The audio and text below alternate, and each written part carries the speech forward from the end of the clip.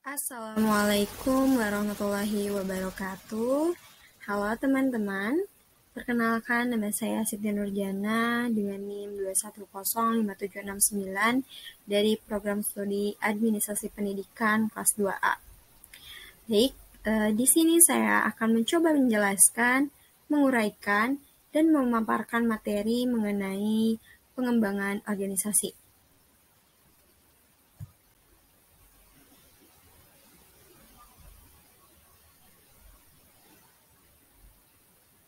Oke, baik. Di sini ada beberapa materi yang akan saya sampaikan pada kesempatan kali ini.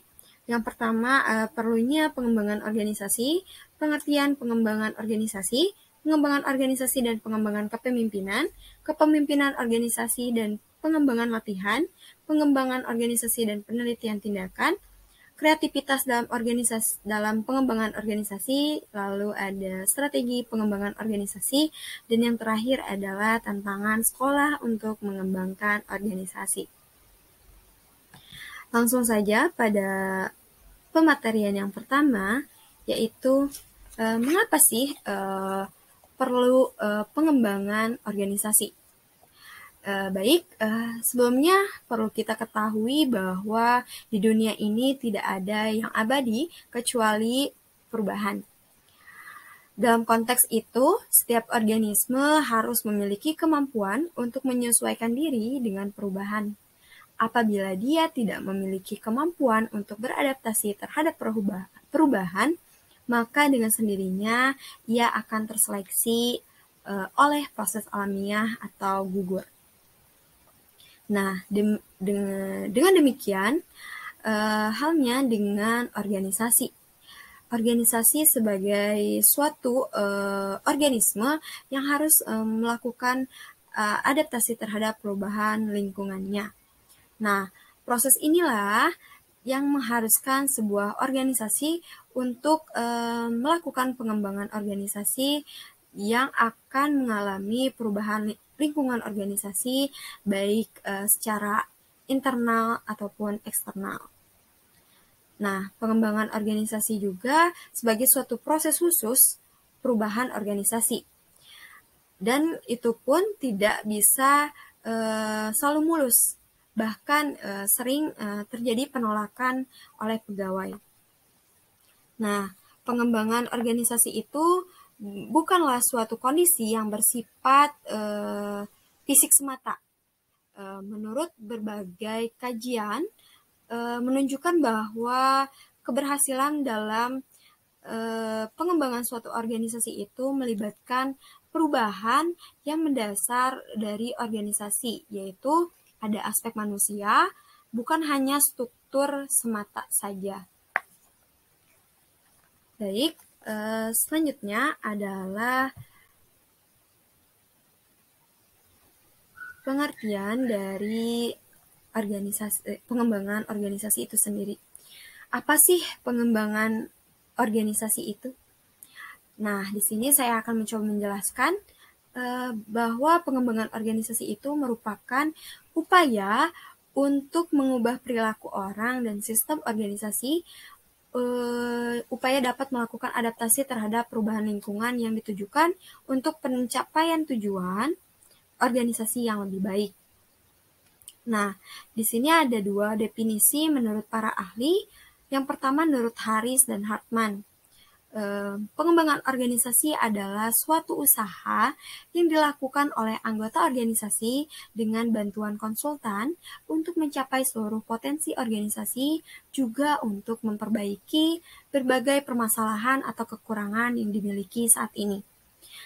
Tetapi ada kajian yang lebih komprehensif yang dikemukakan oleh Alexander Wynne tahun 1968. Ia berpendapat bahwa pengembangan organisasi memberikan implikasi strategi normatif pendidikan kembali yang dimaksudkan untuk mempengaruhi sistem kepercayaan, nilai-nilai, dan sikap di organisasi, sehingga hal ini bisa mengadaptasi lebih baik tingkat percepatan perubahan dan dalam lingkungan industri, kita dan masyarakat secara luas juga termasuk restrukturasi organisasi formal yang seringkali dimunculkan, dimudahkan, dan didorong oleh perubahan normatif dan perilaku.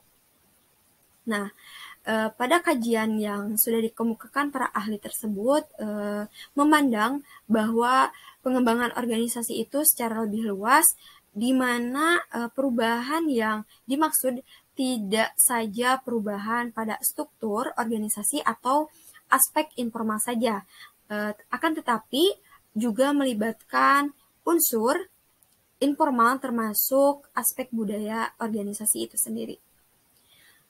Nah, dalam kajian ilmu perilaku organisasi, pengembangan organisasi diasumsikan tidak akan berjalan dengan baik jika tidak disertai dengan desain perubahan perilaku manusia. Dalam hal tersebut, nilai-nilai yang termasuk keyakinan untuk mampu berubah, kebiasaan kerja dan pola pikir menjadi aspek yang paling penting untuk terjadinya suatu pengembangan organisasi. Jika organisasi tersebut dilakukan tanpa memikirkan aspek manusia, maka perubahan tersebut sering menimbulkan penolakan. Nah, mengapa sih pegawai atau karyawan itu menolak suatu perubahan? Tentu ada alasannya. Karena mereka khawatir perubahan akan berdampak negatif kepada mereka. Seperti mereka harus belajar kembali mengenai cara kerja yang baru, pendapatan mereka akan turun dan menurun dalam kurun waktu tertentu, dan berbagai hal yang dianggap negatif lainnya. Baik, selanjutnya itu ada 3 sasaran pengembangan organisasi. Yang pertama itu perubahan sikap atau nilai tentunya. Yang kedua, memodifikasi perilaku. Dan yang ketiga, menginduksi perubahan dalam struktur dan kebijakan. Materi selanjutnya adalah mengenai pengembangan organisasi dan pengembangan kepemimpinan. Nah, apabila kita mencoba melakukan pengembangan organisasi secara komprehensif, maka upaya untuk merancang atau mendesain hal ini dilakukan melalui perancangan ketiga aspek yang sudah saya tadi paparkan. Dapat dipandang bahwa pengembangan organisasi ini dinilai tepat jika dilakukan secara komprehensif, tidak dilakukan secara parsial. Semisal perubahan sistem manajemen organisasi, tetapi sikap orang dalam organisasi tidak diubah, atau keterampilan kerja orang dilatih dan dikembangkan tetapi tidak disertai dengan sistem organisasi. Nah, untuk itu di sini kepemimpinan itu berperan sangat penting, yaitu untuk menyambungkan ketiga aspek dalam perubahan organisasi diperlukan pengembangan kepemimpinan. Apa sih kepemimpinan itu? Nah, kepemimpinan ini merupakan suatu kapasitas untuk melakukan suatu perubahan yang identik dengan bagaimana mempengaruhi seseorang untuk melakukan suatu perilaku sesuai dengan keinginan pimpinannya. Nah, berdasarkan asumsi tersebut, perubahan organisasi tidak akan berjalan dengan baik jika kepemimpinan dalam organisasi tidak melakukan adaptasibilitas terhadap lingkungan strategis organisasi. Nadler dan Tussman mengungkapkan pentingnya penyesuaian kepemimpinan dalam proses perubahan organisasi itu dibagi menjadi 2 tipe. Yang pertama itu kepemimpinan karismatik, dan yang kedua kepemimpinan instrumental. Selanjutnya, ini ada membahas tentang pengembangan organisasi dan pengembangan latihan. Pengembangan organisasi di sini sebagai suatu proses untuk merespon perubahan lingkungan merupakan suatu proses yang dinamis. Dinamisasi lingkungan sebagai proses alamiah dan semakin cepat karena unsur perkembangan aplikasi teknologi informasi dalam organisasi. Nah, dalam konteks tersebut, sistem kerja sangat memungkinkan berkembang, termasuk sistem organisasi. Seperti itu. Dalam penyelenggaraan pendidikan contohnya, dapat diidentifikasi mengenai perubahan implementasi kurikulum 2024, yaitu kurikulum yang berbasis pada kompetensi yang diubah menjadi kurikulum tingkat satuan pendidikan atau yang disebut KTSP pada tahun 2006. Nah, perubahan tersebut mengharuskan dilakukannya pelatihan bagi para guru, kepala sekolah, dan pengawas terkait dengan implementasi kerja mereka masing-masing. Seperti itu. Nah, dari berdasarkan permasalahan tersebut, menunjukkan bahwa pengembangan organisasi sangat memungkinkan mengharuskan pelatihan untuk menyesuaikan keterampilan kerja yang dituntut secara khusus oleh perubahan organisasi. Perubahan inilah yang sering dipandang memberatkan bagi pegawai sehingga perlu diiringi oleh kepemimpinan organisasi untuk memfasilitasi perubahan dan sistem manajemen organisasi. Materi selanjutnya yaitu pengembangan organisasi dan penelitian tindakan. Nah, pengembangan organisasi di sini merupakan suatu proses yang berkelanjutan dan terus-menerus terjadi.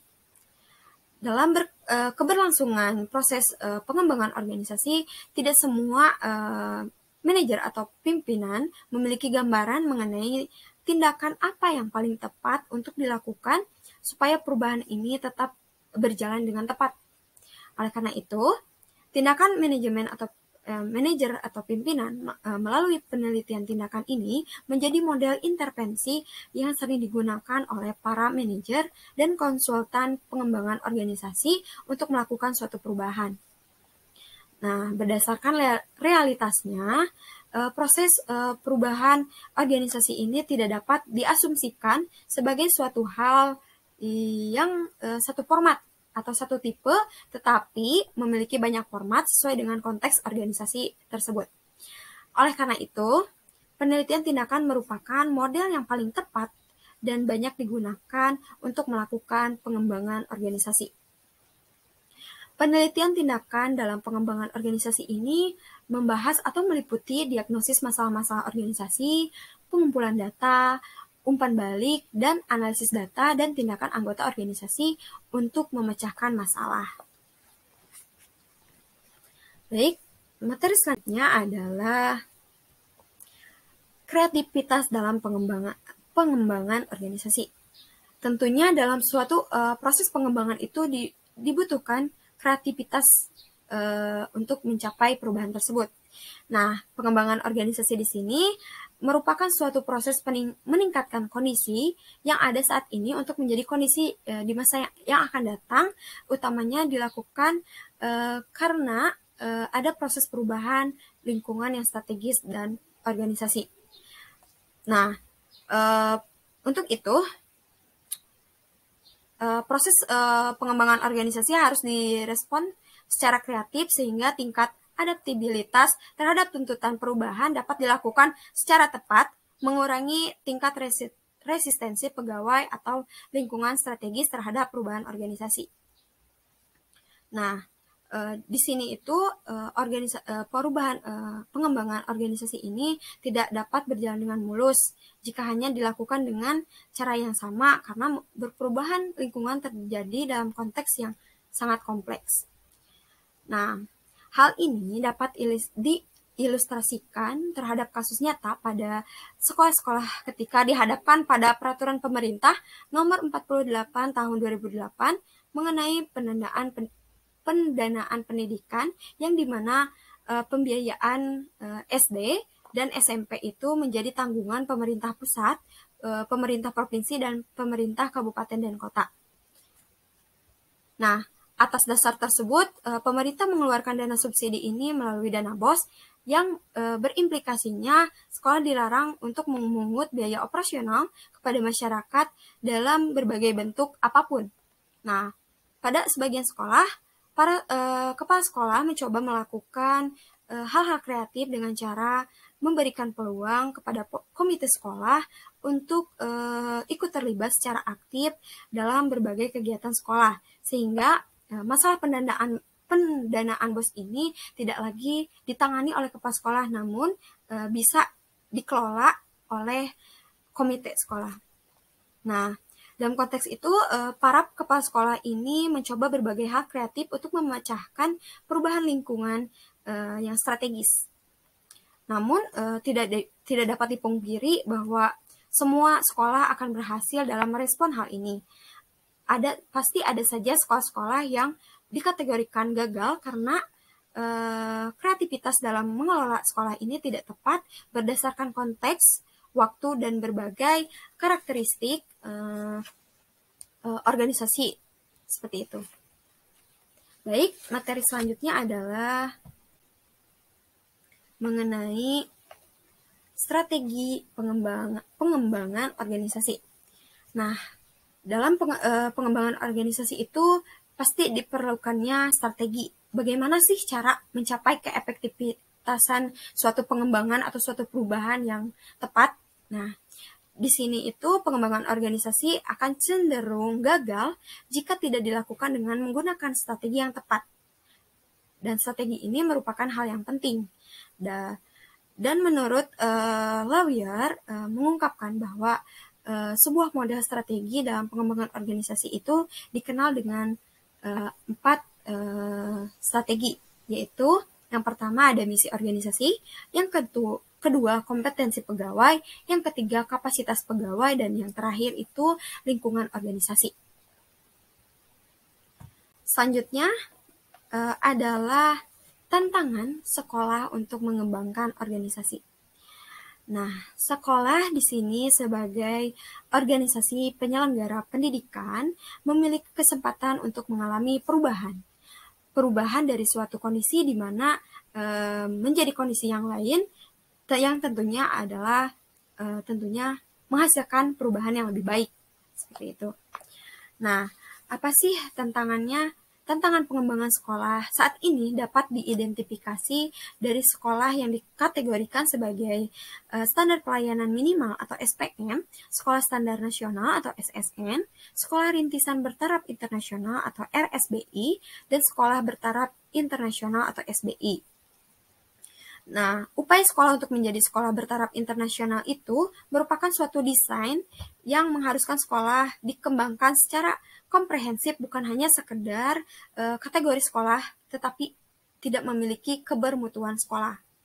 Nah, dalam hal ini perilaku organisasi memandang bahwa orang-orang di dalam sekolah, perilaku guru dan kepala sekolah itu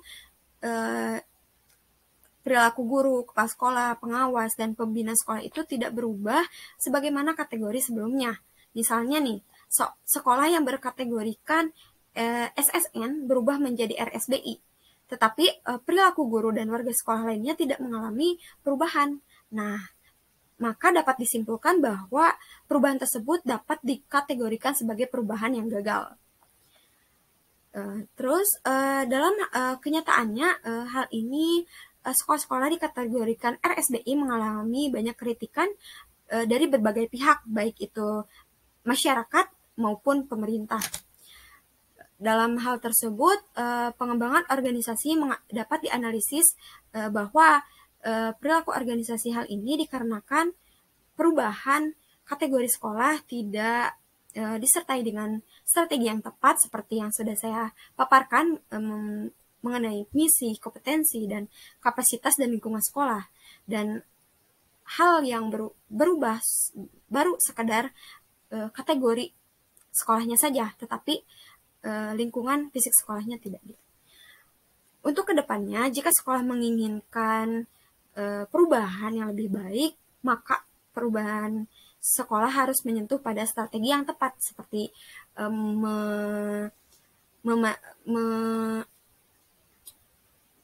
menyentuh pada misi sekolah, kompetensi para warga sekolah, dan kapasitas warga sekolah dan lingkungan sekolahnya, seperti itu. Baik, karena pemaparan materi ini telah selesai, Mohon maaf apabila ada kesalahan kata dari saya. Wabillahi taufiq wal hidayah. Wassalamualaikum warahmatullahi wabarakatuh. Semoga ilmunya bermanfaat. Sekian, terima kasih.